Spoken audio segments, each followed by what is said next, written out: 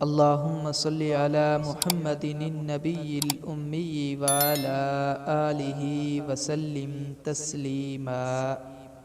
رسول اللہ صلی اللہ علیہ وسلم کی دنیا سے رحلت بھی امت کے لیے رحمت۔ حضرت ابو موسیٰ اشعری رضی اللہ تعالی عنہ سے روایت ہے کہ نبی اکرم صلی اللہ علیہ وسلم نے ارشاد فرمایا، اللہ سبحانہ و تعالی اپنی مخلوقات میں سے جس امت کو اپنی رحمت اور مہربانی سے نوازنا چاہتا ہے تو اس امت کے نبی کو اس امت کے خاتمے سے پہلے ہی اٹھا لیتا ہے۔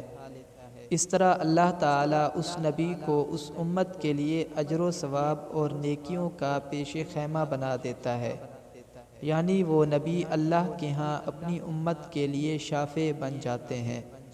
اور جب اللہ تعالیٰ کسی امت کو ہلاک کر دینا چاہتا ہے تو نبی کی زندگی ہی میں اس امت کو عذاب میں مبتلا کر دیتا ہے، چنانچہ امت ہلاکت اور تباہی کا شکار ہو جاتی ہے، اور نبی اپنی امت کی ہلاکت اور بربادی کو اپنی نظروں سے دیکھ کر آنکھیں ٹھنڈی کرتا ہے، کیونکہ وہ امت اپنے نبی کو جھٹلاتی تھی اور اس کے احکام کی نافرمانی کرتی تھی۔